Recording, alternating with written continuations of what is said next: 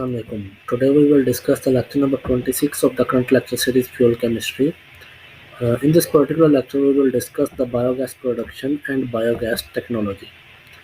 तो बेसिकली इस चैप्टर के अंदर हम बायोगैस को देखेंगे कि हम किसको इस तरह बायोगैस को किस तरह से एज एन अल्टरनेटिव फ्यूल के तौर पे यूज़ कर सकते हैं. So first thing is, what is biogas? So biogas is a mixture of methane, carbon dioxide and other gases which are produced by anaerobic decomposition of organic matter. तो anaerobic decomposition होगी organic matter की, ठीक है. anaerobic decomposition कौन सी होती है? ऐसी decomposition जो कि in the absence of oxygen होती है, ऑक्सीजन की गैर मौजूदगी में, उसको हम anaerobic decomposition बोलते होते हैं, ठीक है. So it is basically the mixture of these gases, methane, carbon dioxide and other gases. और ये गैसेस बनती कैसी होती हैं? जब वो डेड ऑर्गेनिक मैटर की एनारोबिक डिकम्पोजिशन होती है, ठीक है.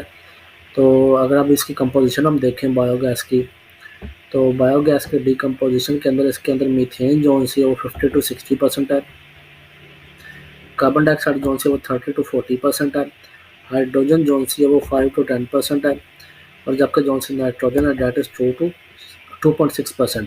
और जबकि जोन से दूसरी पॉइजनस गैसेज होती हैं हाइड्रोजन, सल्फाइड, नाइट्रोजन वगैरह, these are present in trace amount. So we can use the biogas as an alternative fuel. तो आगे अगर हम सल्फर की बात करें तो सल्फर जोन से होती है इनमें एग्जिस्ट नहीं करती, ठीक है. जो बेसिक यूनिट होता है बायोमास का जो बेसिक यूनिट होता है, these are proteins, carbohydrates and fats, ठीक है. तो लैंड बेस, अब इसके रिसोर्सेज कौन कौन से हो सकते हैं? What are the sources from which we can obtain the biogas. तो सोर्सेज को देखते हैं. सोर्सेज को हम 3 कैटेगरीज के अंदर देखेंगे. लैंड बेस्ड रिसोर्सेज कौन से हैं, एनिमल बेस्ड कौन से हैं, और वाटर बेस्ड रिसोर्सेज कौन से हैं.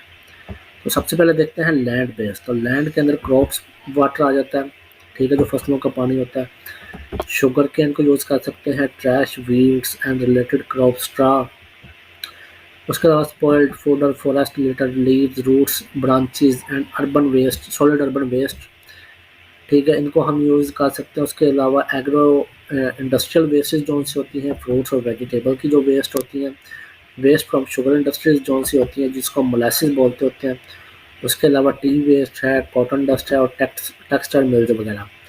ये वो सोर्सेज हैं जो कि हमें लैंड से मिलते होते हैं, जिसको हम बायोगैस की प्रोडक्शन के लिए यूज़ कर सकते हैं. नेक्स्ट अगर हम एनिमल बेस्ड सोर्सेज को देखें तो एनिमल बेस्ड में आ जाते हैं एनिमल वेस्ट आ जाते हैं, कैटल शोड वेस्ट आ जाता है, पोल्ट्री वेस्ट आ जाता है. उसके अलावा स्लॉटर हाउस वेस्ट आ जाता है. उसके अलावा फिशरीज वेस्ट, वूल वेस्ट वगैरह आ जाते हैं. इनको हम, ये एनिमल बेस्ड रिसोर्सेज है जिनको हम बायोगैस की प्रोडक्शन के लिए यूज़ कर सकते हैं. So third and last category is water based sources. तो उनमें आ जाते हैं मराइन सोर्स कौन कौन से. इसमें एल्गी आ जाती है, सी वीड्स आ जाती हैं. इसमें एनिमल और प्लांट्स जो मौजूद होते हैं जो कि मराइन इन्वायरमेंट के अंदर प्रेजेंट होते हैं. मराइन इन्वायरमेंट मीन्स के जो समंदरों वगैरह के अंदर पाए जाते हैं एनिमल्स और प्लांट्स. तो अगर हम एक डेड फिश की बात करें तो एक डेड फिश को हम फ्यूल के तौर पे यूज़ कर सकते हैं फॉर 1 month और 2, 1 से 2 माह तक हम उसको फ्यूल के तौर पे यूज़ कर सकते हैं 1 डेथ फिश को, ठीक है. तो उसके बाद है बायोगैस. और biomass is not use as a reliable source. तो इसको हम रिलायबल सोर्स के तौर पे यूज़ नहीं कर सकते बिकॉज क्योंकि इसके लिए हमें कंटिन्यूस प्रोसेस रिक्वायर्ड होता है. अगर हम फ्यूल को चेंज करेंगे तो इससे क्या होगा, जो इंजन की एफिशिएंसी होगी वो क्या होगी, डिस्टर्ब होगी, ठीक है. और जो हमारी प्रोडक्टिविटी होगी it will also decrease. So that's why हम इसको जो सा बायोगैस है इसको हम रिलायबल सोर्स के तौर पे यूज़ नहीं कर सकते, यानी कि हम टोटली इस पर डिपेंडेंट नहीं हो सकते. और टोटली इस पर डिपेंडेंट ना होने की वजह से हमारे फ्यूल की जो एफिशिएंसी है इंजन की वो भी डिस्टर्ब होगी और हमारी जो प्रोडक्टिविटी होगी वो भी डिक्रीज हो जाएगी. अब जो बायोगैस रिप्रोडक्शन है, बायोगैस रिप्रोडक्शन के अंदर 2 चैम्बर होते हैं, ठीक है. एक है डाइजेस्टर चैम्बर और एक है गैस होल्डर, ठीक है. और इन दो के अंदर हमारे पास डिफरेंट स्टेप्स होते हैं, ठीक है. जो फर्स्ट स्टेप है वो है mixing and feeding of raw material, second one is digestion, और जो थर्ड वन है वो है मेथेनोजेनेसिस. ये इसके डायग्राम है किस तरह से हम बायोगैस की प्रोडक्शन करवाते होते हैं. एक हमारे पास इनलेट पॉइंट है और एक हमारे पास आउटलेट है, और ये हमारे पास एक्सेस है और ये हमारे पास बायोगैस है. ये वो स्ट्रा है जहाँ से बायोगैस जोन सी होगी वो प्रोड्यूस होगी।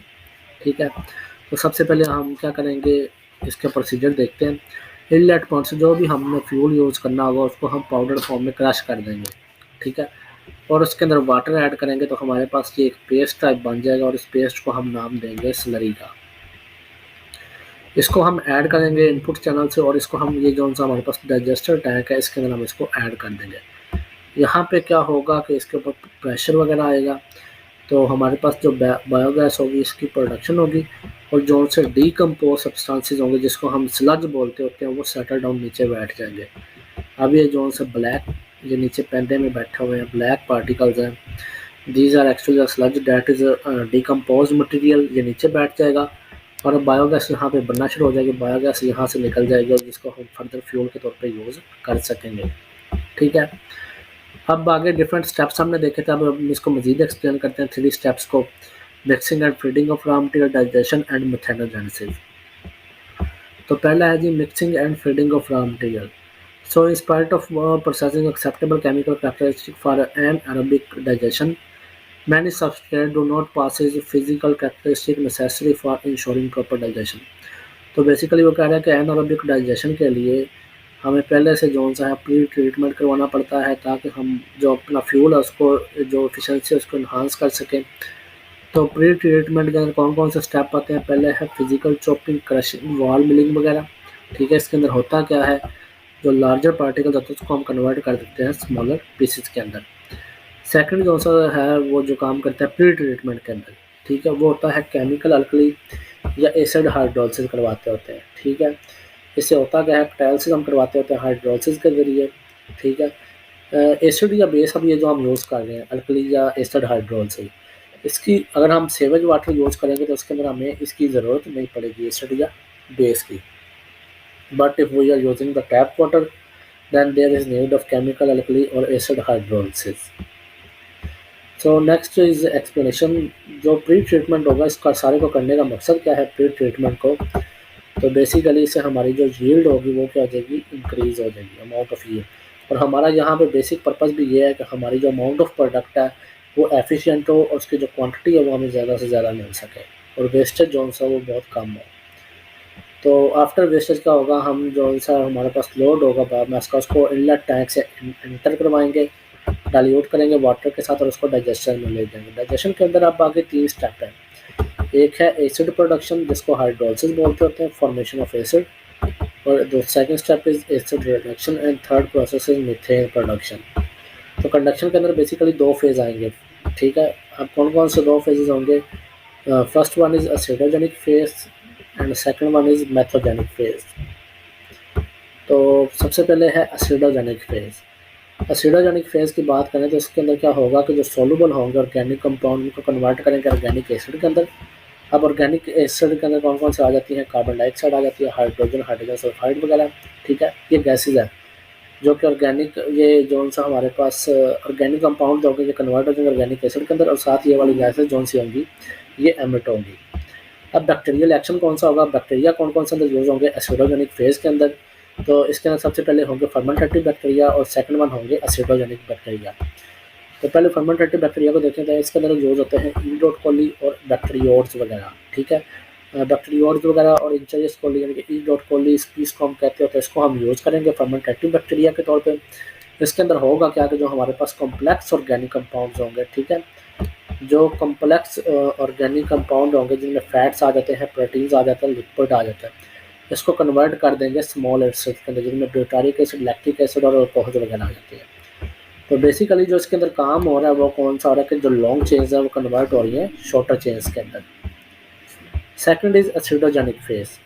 एसिडोजेनिक बैक्टीरिया कौन से होते हैं, एसिडोजेनिक बैक्टीरिया जो होता है इसमें डीसल्फोवर्बियो आ जाता है, ये ऑर्गेनिक एसिड को कन्वर्ट करता है एसिटिक एसिड के अंदर और साथ हाइड्रोजन गैस और कार्बन डाइऑक्साइड।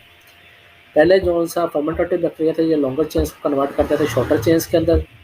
अब ये जो से एसिडोजेनिक बैक्टीरिया हैं ये इन शॉर्टर चेन्स को फर्दर कन्वर्ट कर देंगे स्मॉलर सब यूनिट्स के अंदर। इस तरह से हमारा जो सा फर्स्ट फेज था एसिडोजेनिक फेज ये कंप्लीट हो जाता है। आगे हम नेक्स्ट फेज देखते हैं जो कि हमारे पास है methanogenic phase. So the products acid, hydrogen और जो कार्बन डाइऑक्साइड वगैरह यहाँ पे हमारे पास बनी थी, ठीक है, ये मैथोजेनिक फेज़ के अंदर इनको हम ये सबस्ट्रेट के तौर पे एक्ट करेंगे और उसके अंदर बैक्टीरिया को यूज़ करेंगे, लाइक मेथेनोकोकस जो सा बैक्टीरिया है, और ये कन्वर्ट कर देगा इन चीज़ों को मीथेन। तो अब जो सी कार्बन डाइऑक्साइड होगी और हाइड्रोजन होगी, ये आपस में रिएक्ट करेंगे और मीथेन की फॉर्मेशन होगी। तो ये कार्बन डाइऑक्साइड और ये हाइड्रोजन, और ये आगे मीथेन की प्रोडक्शन करवाएंगे साथ वाटर। ठीक है, अब जो एस्टिक एसिड होगा, इसको फर्दर हम इसकी अमाउंट को इंक्रीज कर सकते हैं मीथेन और कार्बन डाइऑक्साइड को।